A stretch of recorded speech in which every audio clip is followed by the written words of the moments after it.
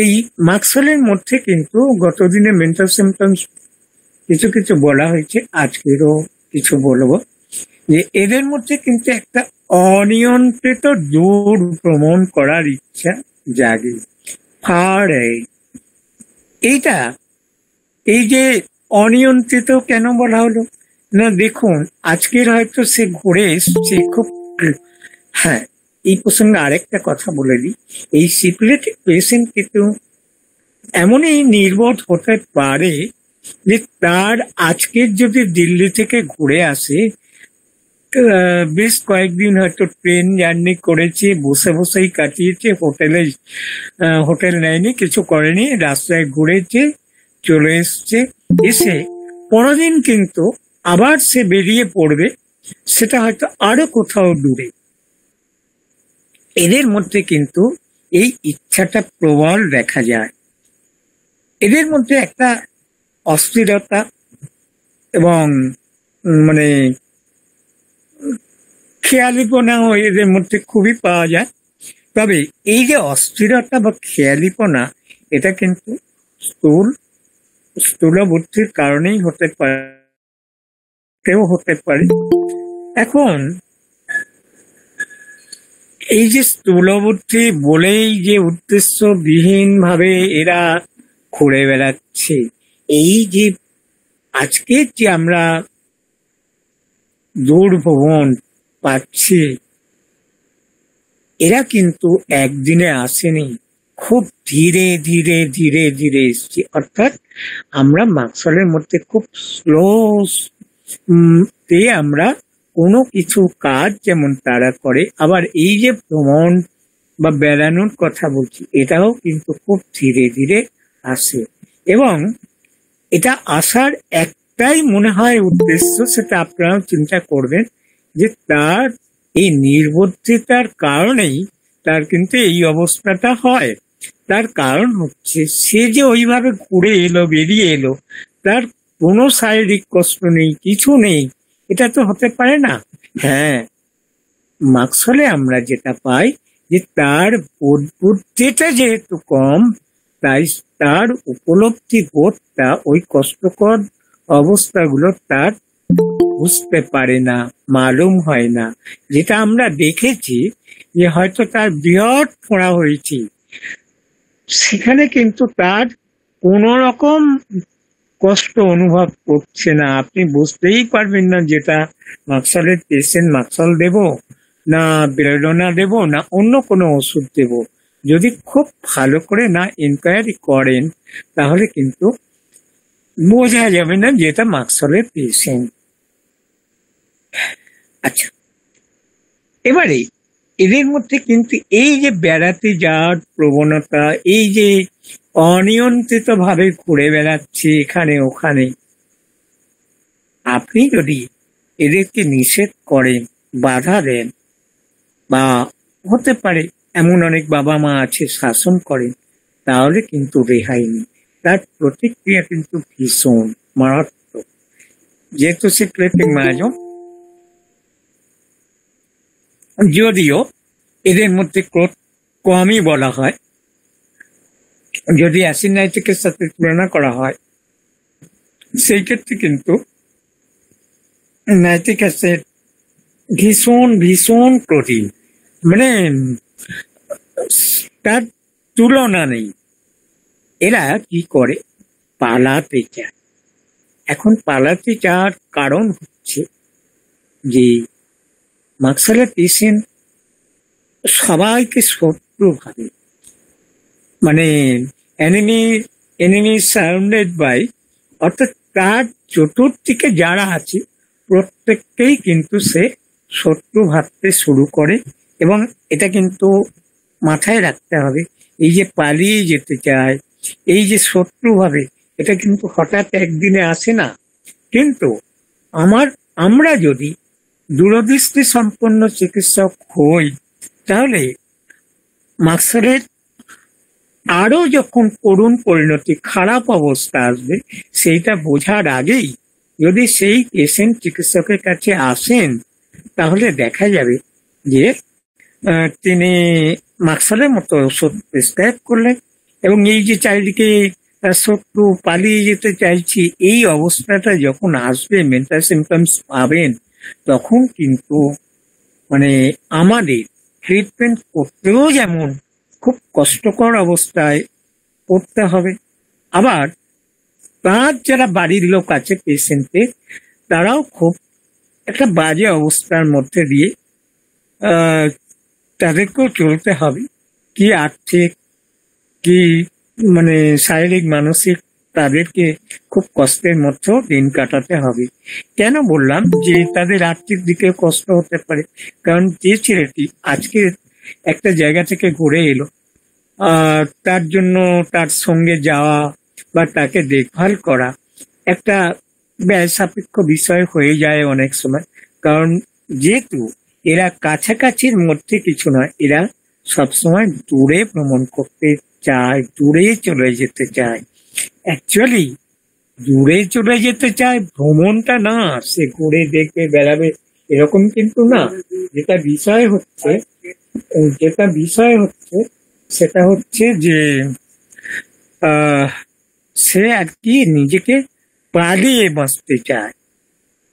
সে হয়তো সেখানে বেড়াতে গেল, কিছুই দেখবে না, কিছুই করবে না, জাস্ট ট্রেন থেকে নামলো, একটু টাচ দিল, স্পর্শ করলো, বা ওই যাকে চরণ ধুলে বলে, ওই স্টেশনে হয়তো চরণ ধুলে রাখলো, আহ, রেখে, চরণ ধুলি মানে অন্য কথা এসে যায়, যাই হোক, পা দিল, দিয়ে আবার অন্য ট্রেনে হয়তো বা গাড়িতে সে চলে আসে।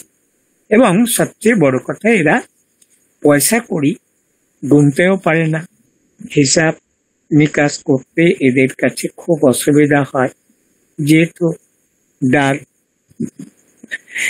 এদের কাজকর্মের কথাবার্তায় কিন্তু দেখবেন খুব দ্রুততার সাথে বলবে। যদি মাকসলের পেশেন্ট হয় তাহলে দেখবেন যখন আপনার কাছে আসবে এত দ্রুত কথা বলবে, তখন মানে আপনিও অবাক হয়ে যাবেন যে এত তাড়াতাড়ি কি করে বলছে, মানে খুব দ্রুত দ্রুত, খুব তাড়াহুড়ো করে।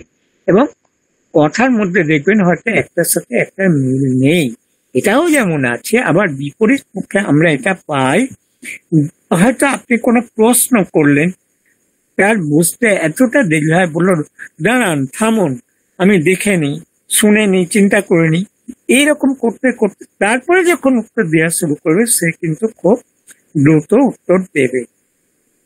এদের মধ্যে কিন্তু অনিচ্ছাকৃত কান্নাও দেখা যায়। তবে এই কান্নাটা কিন্তু অনেক সময় পেশেন্টকে স্বস্তি দেয়, শান্তি দেয়, যেটা আমরা আরো অন্যান্য ওষুধের মধ্যেও দেখতে পাই, কিন্তু মাকসালের মধ্যে এটা আছে। আচ্ছা, এবারে আসি যে যেহেতু সিফিলিস দোষের উপর ক্ষমতা সম্পন্ন ওষুধ, মানে বিষণ্ণ হয়, এবং রাত্রে এদের ভয়, এবং রাতেই এদের আশঙ্কিত হওয়ার অবস্থাটা বেশি পাওয়া যায়। রাত্রিকালীন যে রেস্ট, মানে এদের মধ্যে অস্থিরতা ভীষণ আছে, সেই অস্থিরতাও কিন্তু রাত্রিকালে, এবং এটা মনে রাখতে হবে যে খুব অস্বাভাবিক অস্থিরতা যখন দেখা যায়, তখন কিন্তু মাকসালকে আমাদের চিনতে সুবিধা হয়। ধরুন বিছানায় শুয়ে আছে, বিছানায় গরমে তার কষ্ট বলা আছে, কিন্তু অনেক সময় কি হয়, আমরা এই জায়গাটা প্রথম প্রথম হয়তো বুঝতে পারি না যে তার কষ্ট বেশি হয় মানে শারীরিক একটা কোনো কষ্ট বেড়ে যাবে, সেটা কিন্তু না, তার মানসিক কষ্টও বেড়ে যায়, অস্থিরতা বেড়ে যায়, বা উদ্বেগ বেড়ে যেতে পারে। এই সমস্ত ঘটনাগুলো আমরা মাকসালের মধ্যে, অবস্থাগুলো মাকসালের মধ্যে দেখতে পাই। আচ্ছা, এবারে একটা কথা আমাদের মাথায় রাখতে হবে, সেটা হচ্ছে মানসিক যে অবস্থায় আমরা পাই না কেন, রোগীটা মাকসল বা সিফিলিটিক মাইজমেন্ট হলে তাদের মধ্যে যে জড়তা বা স্থবিরতা দিকে আগিয়ে যাবে, এটা ঠিক। অর্থাৎ এই রোগীটাকে যদি আমরা 15-20 বছর আগে বা তারও আগে পরে বা তারও কম কম সময়, হয়তো 10 বছর, 8 বছর, 5 বছর আগে যদি আমরা চিনতে পারতাম যে তার পেশেন্টটা মাকসলে, বা আমরা যদি মাকসল দিয়ে চিকিৎসা করতে পারতাম, তাহলে কিন্তু আজকে পেশেন্টটা এই অবস্থায় আসতো না। এটা কিন্তু আমাদের স্বীকার করতেই হবে। যেটা একটু আগেই বললাম যে রাত্রে এবং শয্যা তাপে, শয্যার গরমে এদের মানসিক এবং শারীরিক কষ্টগুলো দুই বেড়ে যেতে পারে, সেটা কিন্তু আমাদের মাথায় রেখে দিতে হবে। এইবারে দেখা গেল অনেক সময় আমরা যদি এই সময় মতেই, যে তার মধ্যে অস্থিরতা এসছে ঠিকঠাক ভাবে, যে এখানে আর্সেনিক হবে না বা আর্সেনিক নয়, এটা মাকসালের পেশেন্ট, এই জায়গাটা যদি আমরা ঠিক মতো সলভ করতে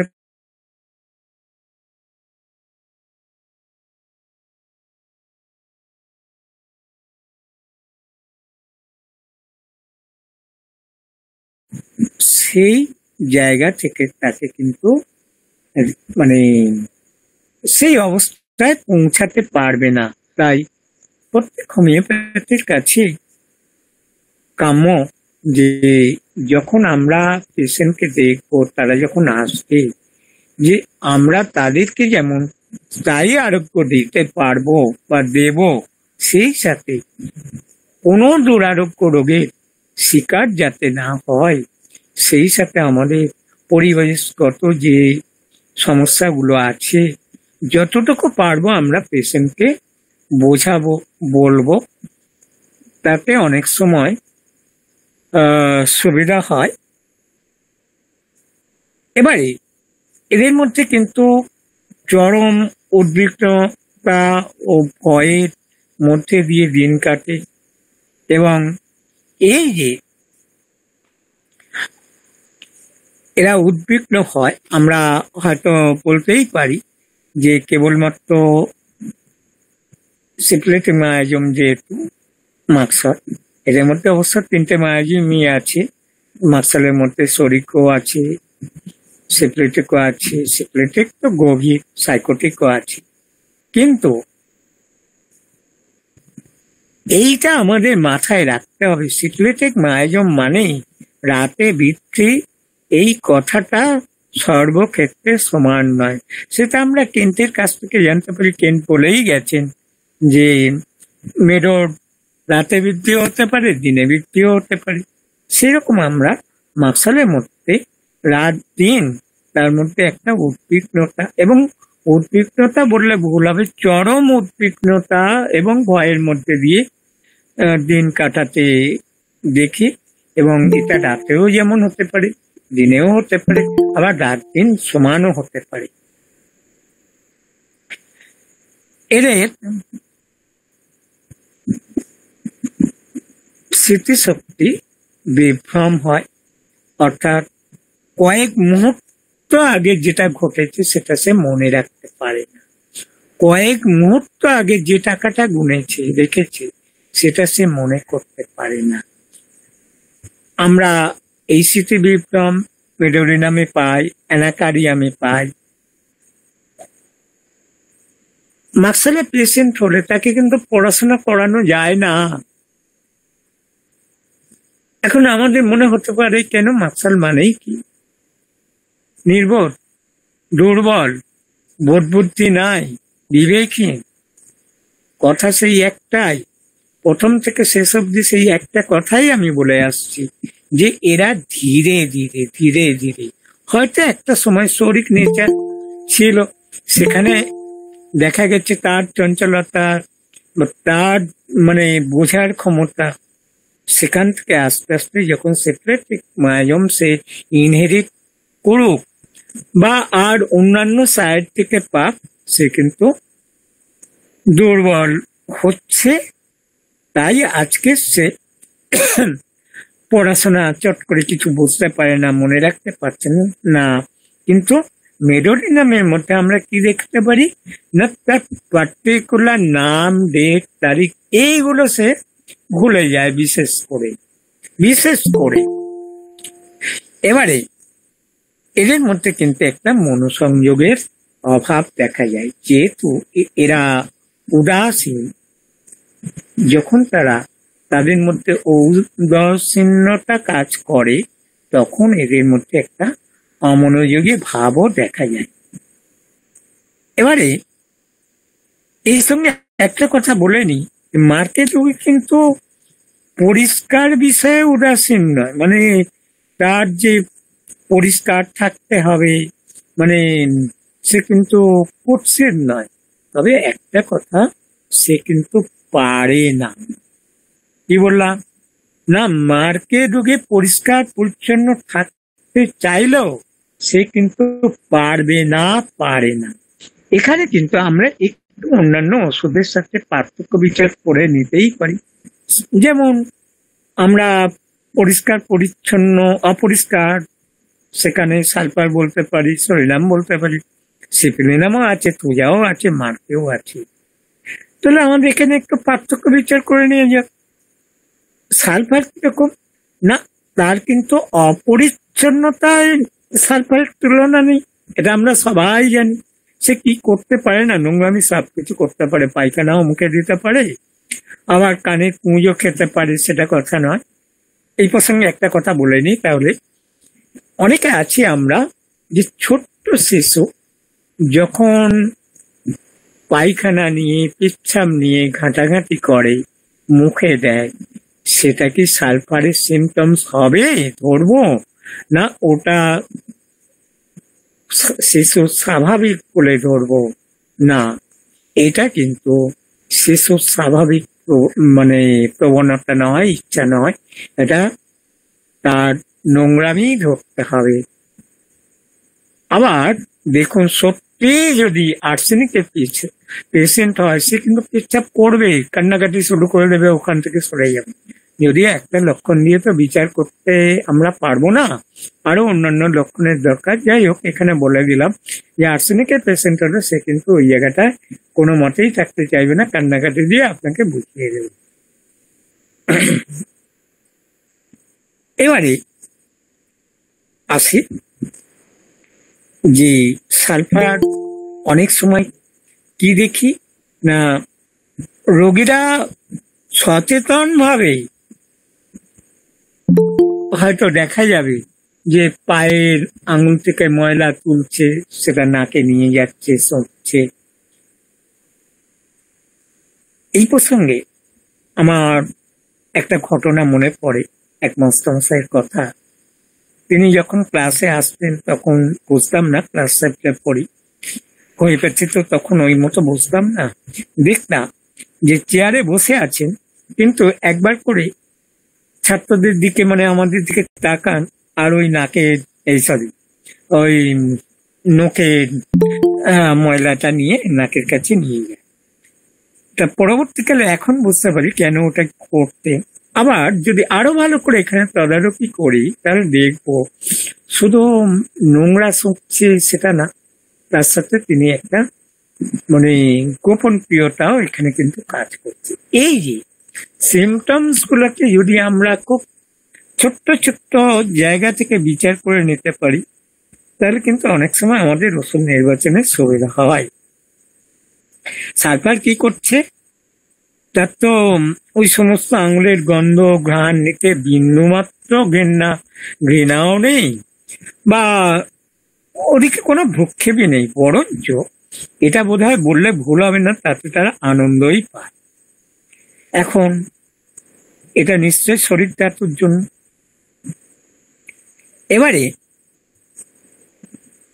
আমরা একটা রোগীর কথা বলি, তাকে যখন বাবা মা বকাবকি করত, শাসন করত, সে কিন্তু ঘরের দরজা জানালা নিয়ে মনের সুখে কানে কুঁচ খেত। এবং যদি আমরা বলি যে এখানে এইটা বুদ্ধিহীন ভাবে করছে, রোগীকে মাক্সল দেওয়ার দরকার, তাহলে কিন্তু আরো অন্যান্য সিমটমস আমাদেরকে কালেক্ট করতে হবে, তবে আমরা এই জায়গায় ঢুকতে পারবো। যদিও এই পেশেন্টটাকে মাক্সল দিয়ে আরোগ্য করা গিয়েছিল এবং আর যাচ্ছি না ওই প্রসঙ্গে। সরিনাম, সরিনাম আমরা সবাই জানি যে নোংরা প্রকৃতির বলে ওষুধ বলেই আমরা চিনি, কিন্তু অ্যাকচুয়ালি সরিনাম নোংরা প্রকৃতির না। সরিনাম কে যতই সরিনামের পেশেন্টকে পরিষ্কার পরিচ্ছন্ন করার চেষ্টা হোক না কেন, তার স্কিনটা এমনই, তার চর্মটা প্রকৃতি দেবী এমন করেই সৃষ্টি করে পাঠিয়েছে, বা এই শরীর মাইজমটা এমন ভাবেই আছে, যতই তাকে পরিষ্কার পরিচ্ছন্ন করানো হোক না কেন, ধোয়ানো হোক না কেন, তাকে সেই ওই রকম কুৎসিতই লাগবে। তাহলে এটা আমরা নিশ্চয়ই বলতে পারি যে চর্মজনিত কারণেই বা চর্ম রোগের জন্যই সরিনামকে নোংরা বলে মনে হয়, কিন্তু সরিনাম মোটেই নোংরা নয়, কুৎসিত নয়, বরঞ্চ সে পরিষ্কার পরিচ্ছন্ন, কিন্তু থাকতে পারে না, নেচারটা তার মধ্যে এমনই।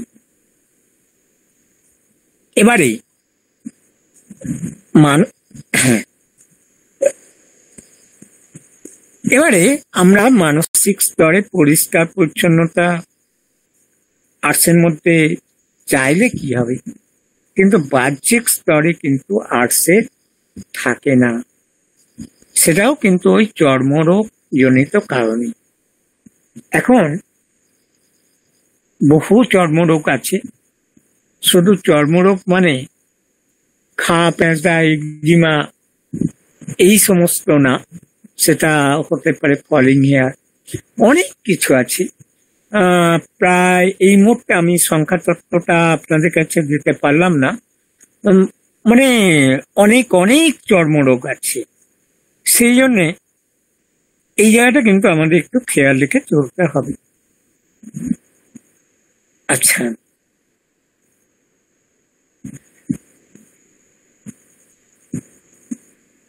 এবারে আমরা সরিনামকে তো এইভাবে দেখলাম, সোজার মধ্যেও কিন্তু এইরকম একটা ব্যাপার আছে, মার্কের মধ্যেও কিন্তু একটু আগেই বলে এসছি নোংরা ভাব আছে, কুৎসিত, কিন্তু এরা পারে না, এরা এতটাই মানে এদের মানসিক দুর্বলতা, পারে না। আমরা পূজার মধ্যেও দেখতে পারি যে তাদের লালাসা মানে ভীষণ ভাবে হয়, আমরা মার্কের মধ্যেও দেখতে পাই। এখন এই লালা টালা গুলো দেখে দেখবেন অনেক সময় রাস্তা দিয়ে হয়তো সে শিশু হোক, প্রৌঢ় হোক আর যাই হোক, সারা রাস্তা লালা ঝরাতে ঝরাতে যাচ্ছে। আমরা এদেরকে ঘৃণা করি অনেকেই, কিন্তু এদের কি করার আছে আপনারাই বলুন। যদি পেশেন্টটা মাক্সলের হতে হয় তাহলে ঝরতেই পারে ওরকম, তাহলে এখানে কিন্তু ওই মানুষটা যদি চেষ্টাও করে আটকাবার বা পরিষ্কার থাকার, তাহলে কিন্তু তিনি পারবেন না, কোনো উপায় নেই।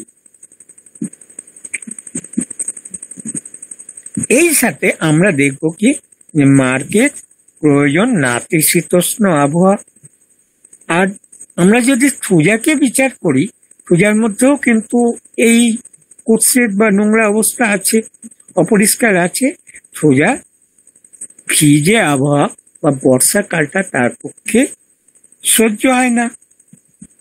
এবারে এই যে লালা বা এই সমস্ত ঘটনার পরিপ্রেক্ষিতে, লক্ষণের পরিপ্রেক্ষিতে আমরা যখন সোজা প্রয়োগ করি তখন দেখি পেশেন্টটা ভালো হচ্ছে, অর্থাৎ ওই লালা ভাবটা চলে গেল। কেন মাক্সলে গেল না?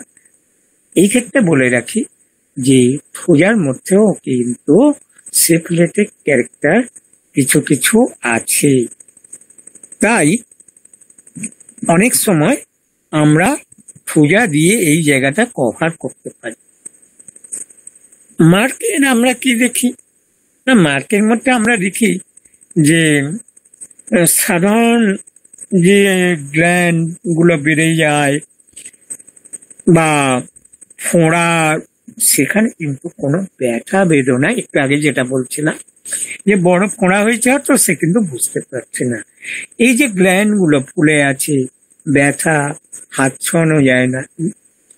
যদি হিপায় পেশেন্ট আছে তো সেখানে হাত নিয়ে যেতেই দেবে না, কিন্তু মাকসালের পেশেন্ট হলে কিন্তু সে ওখানে কোনো বেদনা, মানে ওখানে কোনো ব্যথা বেদনা অনুভবই করতে পারে না।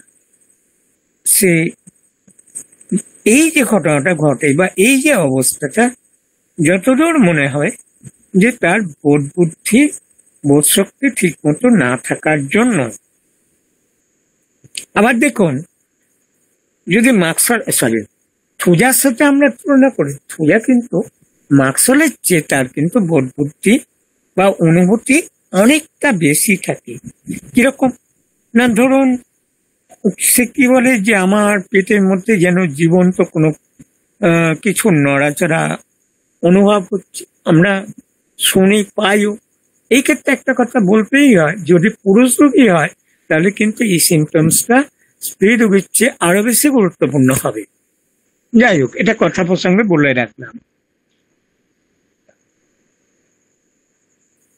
এবারে আমরা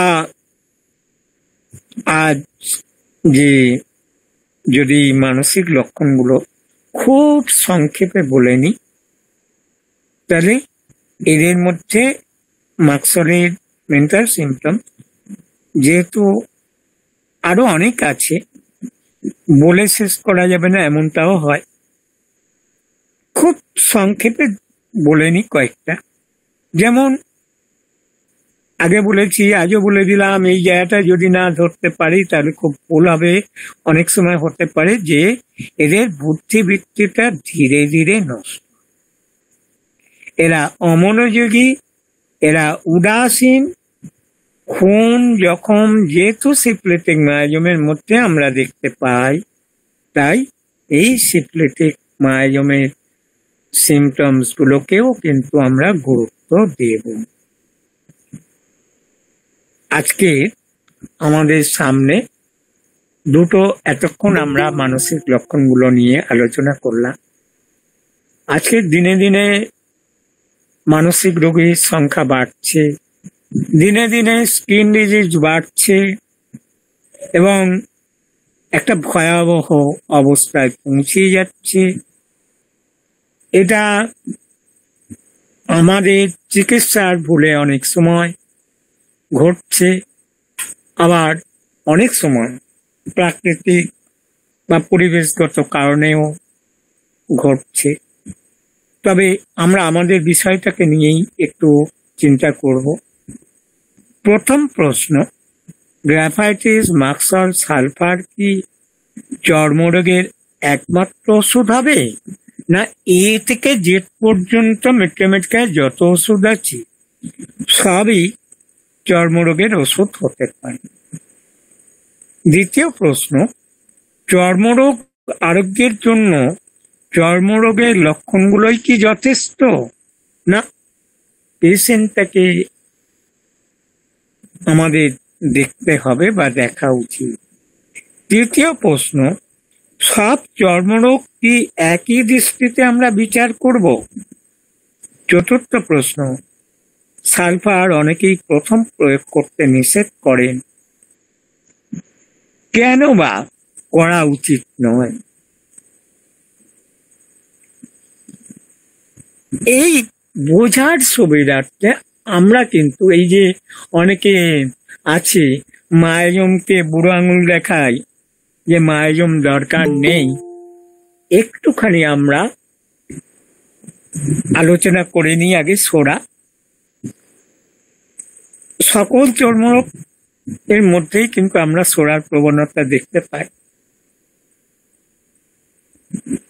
এখন সোরা দোষের জন্য যদি চর্মরোগ হয় সেটা শরীরের যে কোনো স্থানে দেখা দিতে পারে, যে কোনো জায়গায়।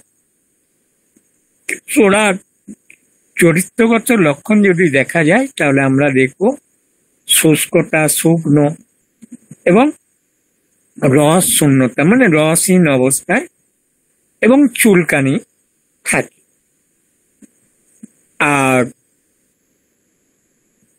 এরা সোড়া পরিষ্কার পরিচ্ছন্ন থাকার হাজার চেষ্টা করেও মনে হয় অপরিষ্কার, মানে এদের মধ্যে একটা অপরিষ্কার ভাব থাকে সোড়ার মধ্যে, যেন ধৌত কার্য মানে ধোয়া টোয়া হয়নি, এইরকম একটা অবস্থা। এবং এটাও দেখেছি আমরা যে এই অপরিষ্কারের মধ্যেও তারা আনন্দ বোধ করে। সিফিলিসকে আমরা কিভাবে জানি? সিফিলিসকে আমরা জানি যে পচন ধর্মী চর্মপীড়া এদের মধ্যে দেখা যায়, মামরি সঞ্চয় হতে পারে, হয়ও। এবং সিফিলিসের চর্মপীড়া চর্মের গভীর প্রদেশে কিন্তু ক্ষত বিস্তার লাভ করে। সিফিলিসের চর্মপীড়াটা কিন্তু আমাদের শরীরের গভীর প্রদেশে, যদি যদি কোনো অ্যান্টিসেপ্টিক ড্রাগ দিয়ে তাকে রোধ করা না যায়, আটকানো না হয়, তাহলে দেখা যাবে একটা সময় গিয়ে হাড়েরও ক্ষয় ধরে বা হাড়েরও মধ্যে পচন ক্রিয়া সৃষ্টি করে দিয়েছে। তাহলে সিফিলিস কি মারাত্মক কোন জায়গায় রোগীকে নিয়ে যেতে পারে সেটা আমাদের বুঝতে হবে। সেই সঙ্গে এদের পুঁজ সৃষ্টি করারও একটা ক্ষমতা আছে কি স্পর্শকাতরতা এদের মধ্যে দেখা যায়, এবং সাবেক এদের যন্ত্রণা ও থাকে, এবং সাপটা প্রচুর হতে পারে। আমরা দেখেছি যে মহিলাদের পা দিয়ে গড়িয়ে প্রলট সাপ হচ্ছে, লুইকোরিয়া দেখা যাচ্ছে।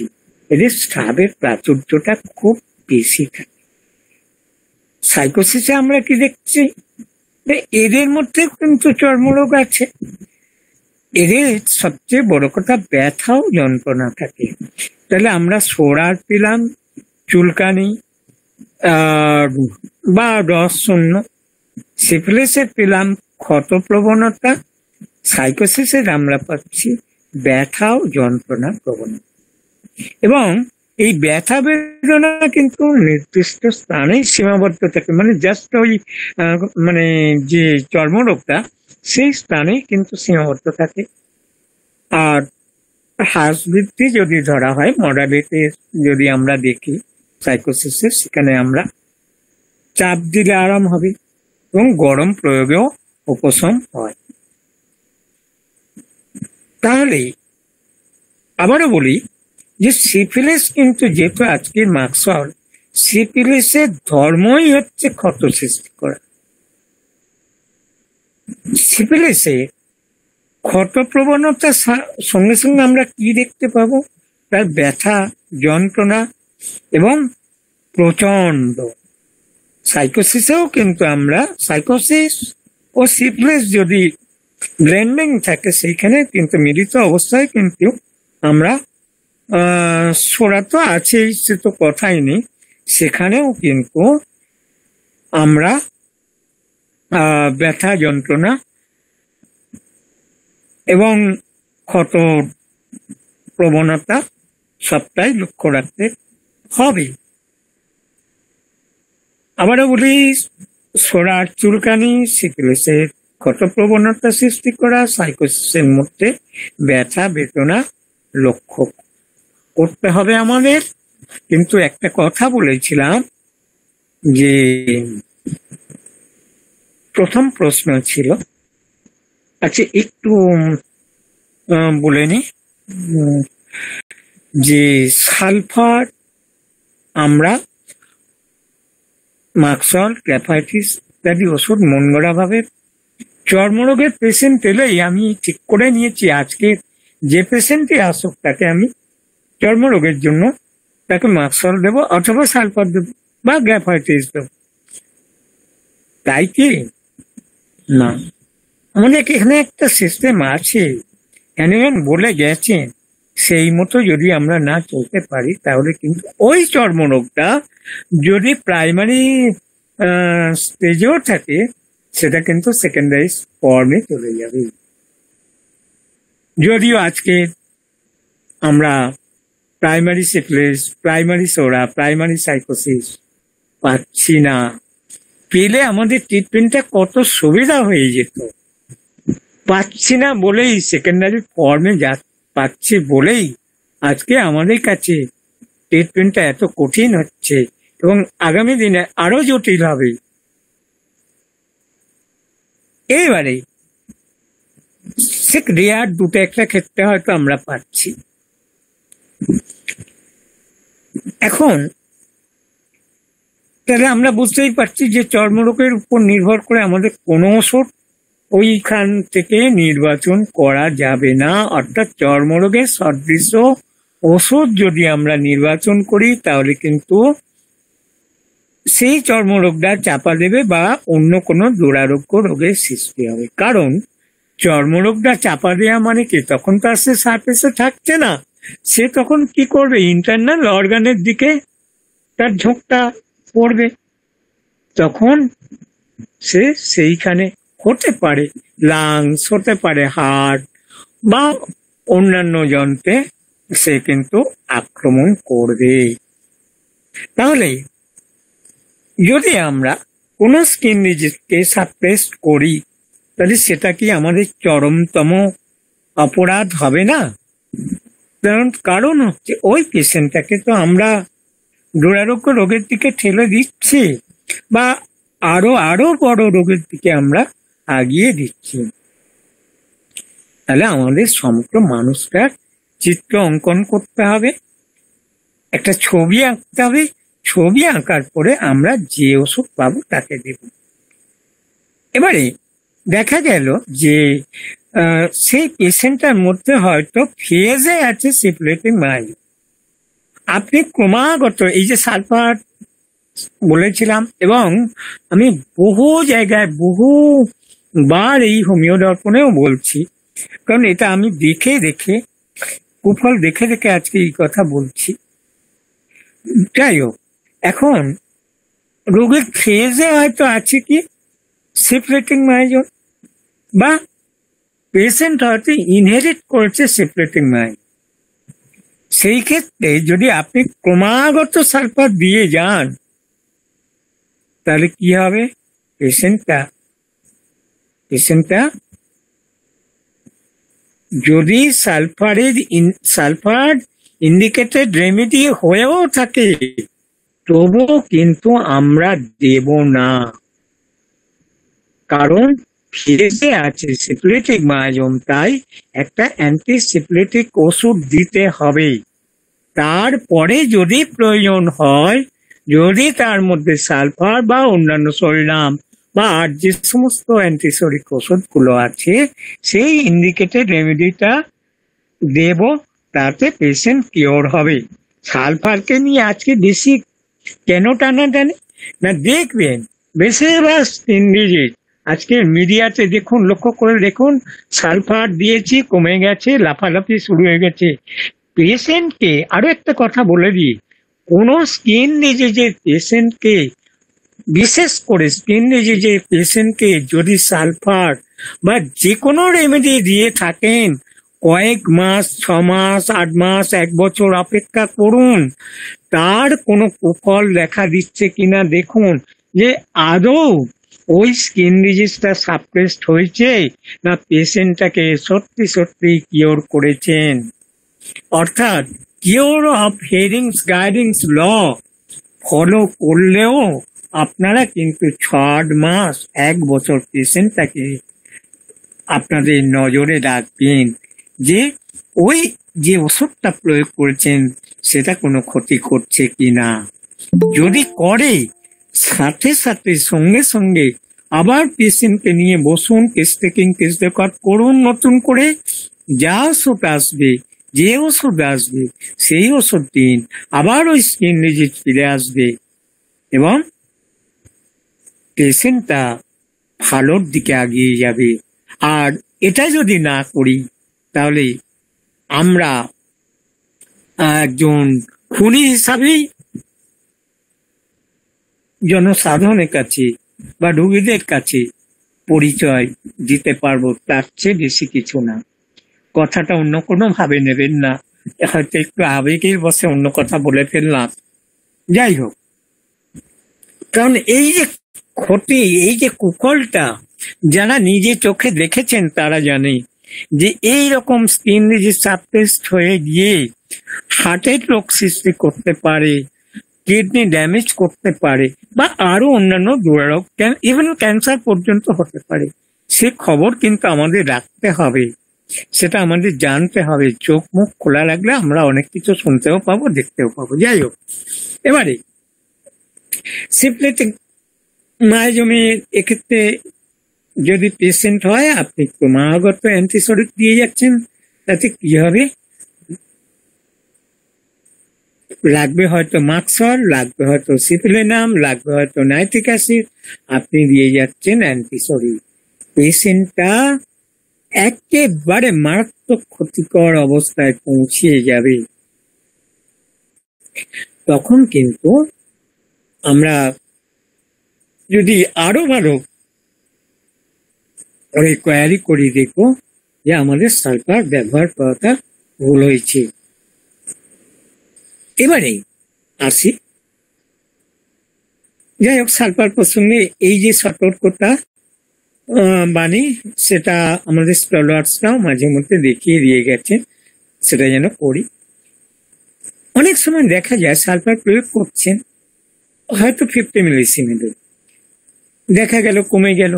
আবার অনেকেই বলেন যে কি ব্যাপার হলো, কমে গেল আবার এত বাড়লো কেন দ্রুত, তাহলে কি আবার ওষুধ দিলেন, আবার বেড়ে গেল?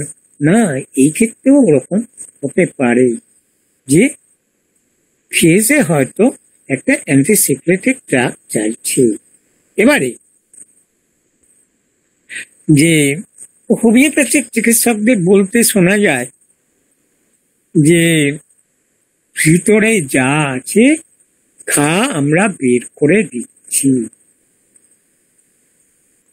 সত্যি সত্যি আমরা ওষুধ প্রয়োগ করলাম, স্কিন ডিজিজ বেরোচ্ছে, কিন্তু এটাও তো লক্ষ্য রাখতে হবে কতক্ষণ পর্যন্ত বেরোবে আর কখন রোগীকে ওষুধ দিতে হবে। আমরা তা না করে যদি বলি বেরোচ্ছে বেরুক, বেরোচ্ছে বেরুক, এদিকে রোগী এসে ক্রমাগত অস্থির হয়ে পড়ছে আপনার চেম্বারে, মানে এসে কান্নাকাটি করছে, অস্থির হয়ে পড়েছে, তাহলে আপনি কি করবেন? প্রথম কথা হচ্ছে যে সত্যি কি পেশেন্টটা অস্থির হয়ে উঠেছে, সত্যি কি তার ওষুধ প্রয়োজন, এটা কিন্তু আমাদের ভাবতে হবে। যদি এটা আমার বাবাকে বলতে শুনতাম প্রায়, যে রোগী যতক্ষণ অন্তরে সুস্থ অনুভব করবে ততক্ষণ তাকে ওষুধ দেওয়ার কথা ভাবতে হবে না। যদি তা না হয় তাহলে কিন্তু আমাদের ওষুধের কথা ভাবতে হবে। যাই হোক, এবারে আসি, তাহলে আমাদের এইটা বুঝতে হবে যে কখন ওষুধ দেব। প্রাইমারি সোরা, প্রাইমারি সিকলেস, প্রাইমারি সাইকোসিস বা প্রাইমারি স্যাঙ্কার, প্রাইমারি গনোরিয়ার, এই সমস্ত যে অবস্থাগুলো আছে একটু আগেই বলে আসলাম, এখন আর দেখা যাচ্ছে না। তাহলে আমাদের উপায়টা কি হবে না, পেশেন্ট যে সেকেন্ডারি ফর্মে চলে গেছে সেখান থেকে আমাদেরকে টেনে নিতে হবে। আজকে একটা সোরিয়াসিস রোগীর কথা বলা যাক। ধরা যাক দীর্ঘদিন সোরিয়াসিসের জন্য অ্যালোপ্যাথিক ট্রিটমেন্ট হয়েছে এবং তাতে ভালো হয়নি। এরপর কি হলো, হোমিওপ্যাথির কাছে আসবে, সে কি করছে, ক্রমাগত সালফার দিয়ে যাচ্ছে অথবা মাক্সাল দিয়ে যাচ্ছে, ওই একটা মন গড়া ঠিক করে নিয়েছে। এবারে দেখা গেল যে পেশেন্টের সারা শরীরে এই সালফার দেওয়ার পরে একদম পুঁজে ভরে গেছে, ছিল অল্প জায়গা, সোরিয়াসিস সারা দেহে ছড়িয়ে পড়ল এবং রোগীটা অস্থির অবস্থা মধ্যে দিয়ে দিন কাটাচ্ছে। নিশ্চয়ই আমরা বলবো না যে না ঠিক আছে। তাহলে এখানে আমাদের ভাবতে হবে যে পেশেন্ট হয়তো সিফিলিটিক মায়োজম এর মতো ওষুধকে চাইছে, আমরা দিয়ে যাচ্ছি অ্যান্টিসোরি, তাহলে আমাদের ভুল হচ্ছে। তাই সোরিয়াসিস যতই আমরা বলি না কেন ট্রিটমেন্ট করা খুব কঠিন, সত্যি কঠিন। যদি বলি যে সোরিয়াসিস হোমিওপ্যাথিতে কিওর হয় না, তাহলে কিন্তু এটা আমরা ভুল বলবো। সব সোরিয়াসিসের পেশেন্ট ভালো না হতে পারে, কিন্তু কিছু কিছু আরোগ্যযোগ্য পেশেন্ট, সোরিয়াসিসের পেশেন্ট হোমিওপ্যাথির হাতে ভালো হয় এবং হচ্ছে। আমার হাতে 4টে সোরিয়াসিসের রোগী আছে, যাদের মধ্যে দুজনকে আমি দেখেছি যে সালফার দিয়ে ওই যে অবস্থাগুলো বললাম ওই রকম অবস্থা, আর দুজন তারা যা অ্যালোপ্যাথিক ট্রিটমেন্ট করেছে ওইটুকু, তার বেশি আর কিছু করেনি। হোমিওপ্যাথিক ওষুধ হয়তো খুব কম ব্যবহার করলেও। এখন ঘটনা হচ্ছে কি, এই যে পেশেন্ট, এই যে সোরিয়াসিসের পেশেন্ট, প্রথম অ্যান্টিসিফিলিটিক দিলাম, দেওয়ার পরে কি হলো দেখুন। দেওয়ার পরে তার আস্তে আস্তে সোরিয়াসিস যেমন কমতে শুরু করলো এবং পেশেন্ট নিজের থেকে কিছুটা ভালো অনুভব করতে লাগলো। সেই সাথে কি হচ্ছে, যেটা রাতে বিছানায় শুতে পারতো না, সে এখন শুতে পারছে। পেশেন্টকে অবশ্য মাক্সাল দিয়েছিলাম, শুতে পারছে, তার কষ্ট অনেক কম। এই ফ্যামিলির মধ্যে আরেকটা কথা বলে নি, ফ্যামিলি হিস্ট্রি যদি যায়, বেশিরভাগ মানুষ কিন্তু ওই আপনার কানে কম শোনে এবং সুইসাইডের ইতিহাসও আছে।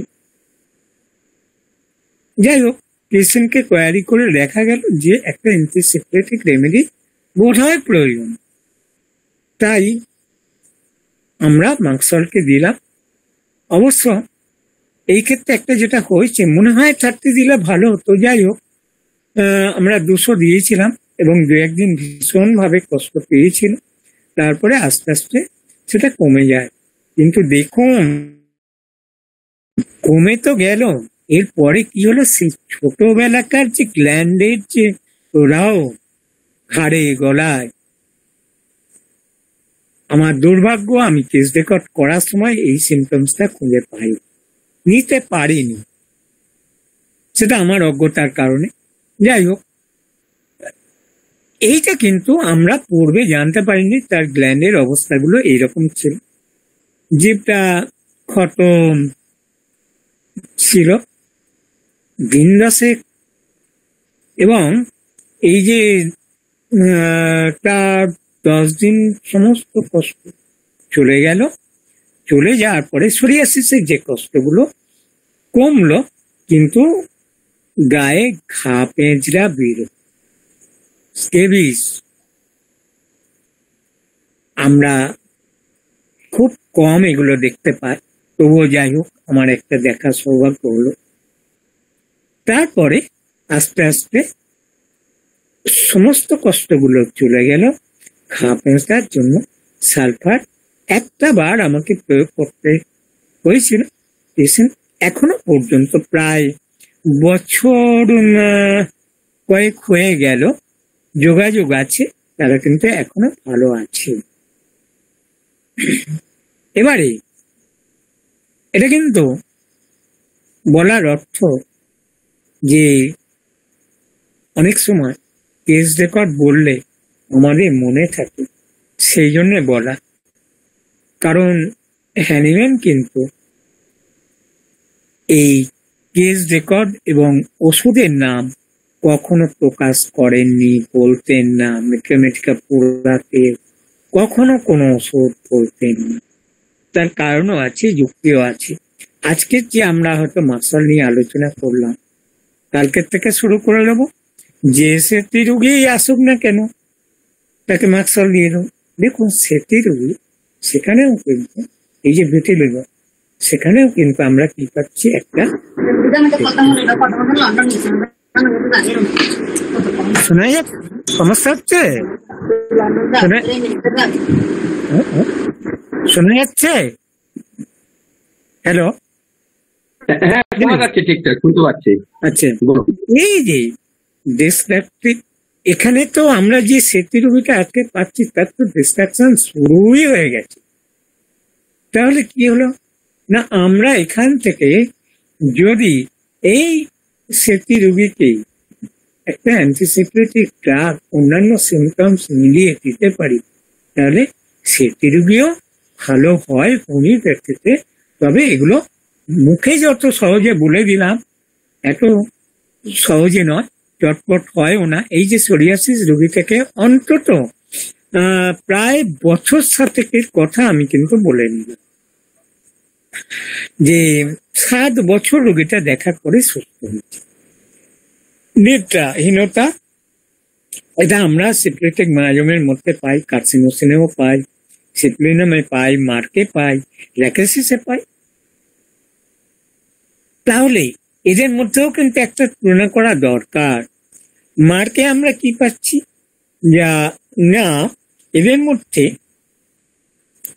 আচ্ছা মনে হয় সময় আমরা পার করে ফেলেছি। দীপেন,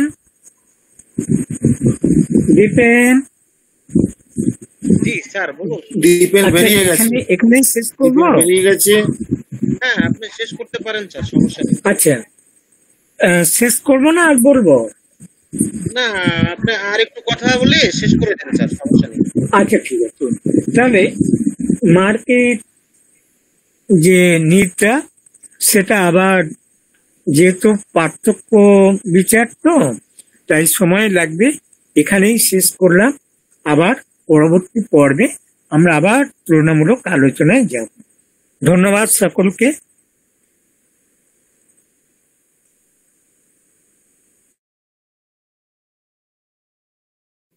জি, অসংখ্য ধন্যবাদ ডক্টর রঘুনাথ কোচারকে। সুন্দর একটা আলোচনা, আমরা 4টি পার্ট শেষ করলাম। সম্মানিত উপস্থিতি, আমাদের মূল আলোচনা শেষে আমরা সংযোজন পর্বে যাই। জি, আনারুল করিম স্যার, আপনি হাত তুলেছেন, আপনি বলুন কি বলতে চান।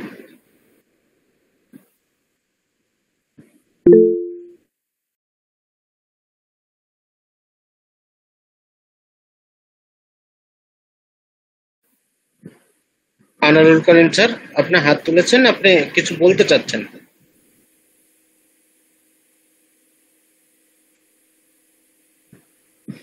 আচ্ছা, সম্ভবত উনি এমনিতে হাত উঠিয়েছেন। আমরা সংযোজন পর্বে যাব। আমি সর্বপ্রথম ডেকে নিতে চাচ্ছি আমাদের পার্থপ্রদীপ চৌধুরী স্যারকে।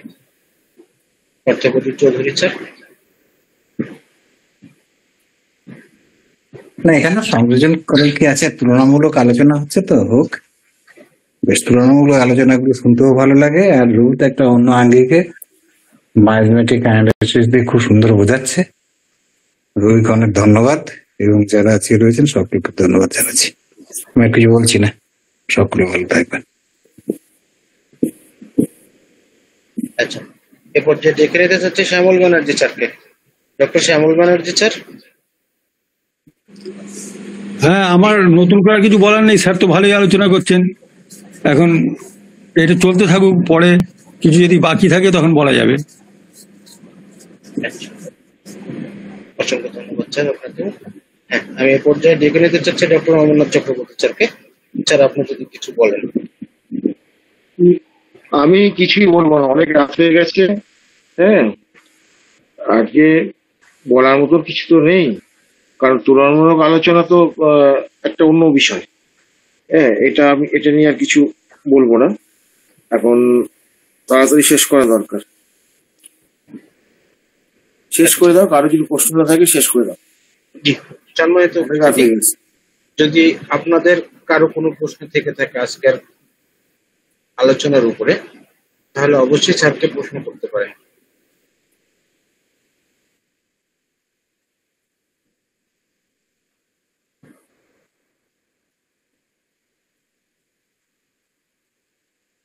সম্ভবত কারো কোনো প্রশ্ন নেই।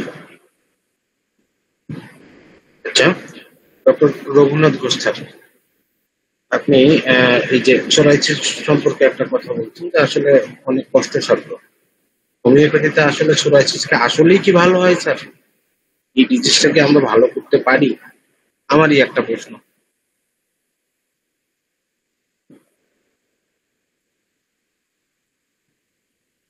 সাগর, শুনতে পেলাম না, আরেকবার বল। হোমিওপ্যাথিতে আমরা সোরাইসিসকে আসলেই ভালো করতে পারি, কমপ্লিট কিওর করতে পারি স্যার? সোরাইসিস আমরা হোমিওপ্যাথিতে, অন্যান্য প্যাথিতে কি হয় সেটা জানা নেই, তবে হোমিওপ্যাথিতে সময় লাগলেও দেরি হলেও সারে, হোমিওপ্যাথিতে সারে। এবং যদি মনে হয় সাগর,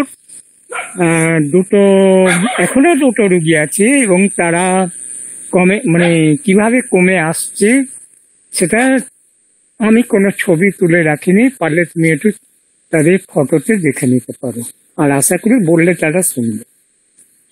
সারে, সারে, কমে না, সারে। কিন্তু সেটা হচ্ছে আমাদের ভীষণ ভীষণ ভাবে প্রাণপণ চেষ্টা করতে হবে, হোমিওপ্যাথিক নীতি ফলো করতে হবে, তবে হবে। আজকের এই যে সোরিয়াসিস আজকে আমরা দেখছি, সত্যি কি সোরিয়াসিস? জানি না জায়গাটা আমি বলেছি কিনা, যে আজকে সোরিয়াসিস ভালো হলো, কমলো, কমে আসলো, তারপরে দেখা যাচ্ছে একজিমা, তারপরে দেখা যাচ্ছে স্কেবিস, আস্তে আস্তে ভালো হতে হতে। এই যে জায়গাটা আমাদের কিন্তু অবজার্ভ করতে হবে, কোনো ওষুধপত্র নয়, চুপচাপ দাঁড়িয়ে দাঁড়িয়ে দেখতে হবে। একটা সময় গিয়ে দেখা যাবে যে আর ওষুধের উন্নতিও নেই, অবনতিও নেই পেশেন্টের মধ্যে। তখন আমরা আবার পরবর্তী ওষুধ দেব। এই সোরিয়াসিস আমাদের হাতে আরোগ্য না হওয়ার প্রধান কারণ হচ্ছে যে আমরা প্রথমেই অ্যান্টিসোরিক ক্রমাগত দিয়ে যাই, দিয়ে ঘেটে ফেলি।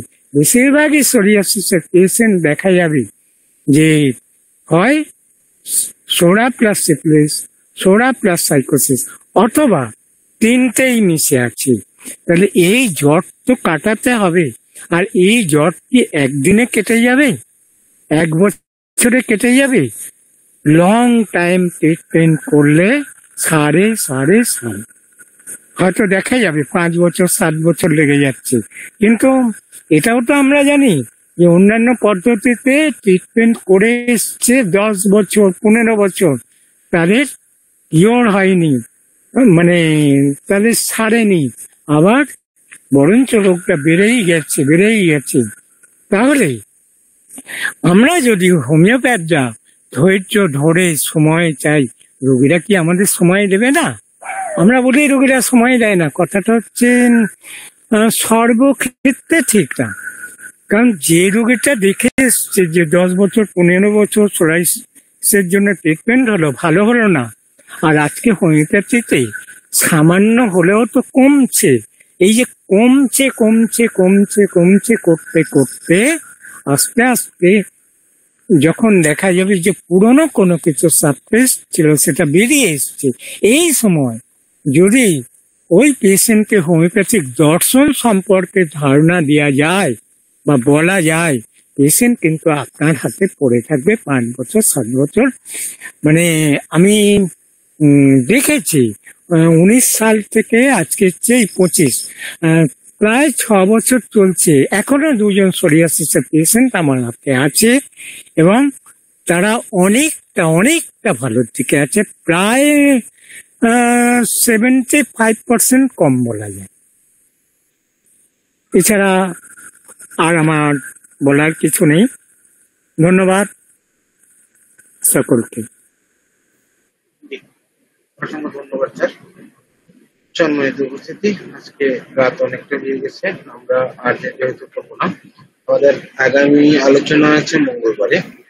আমরা যত টাইমে আবার সকলেই, সকলেই ভালো থাকুন, সুস্থ থাকুন, শুভরাত্রি।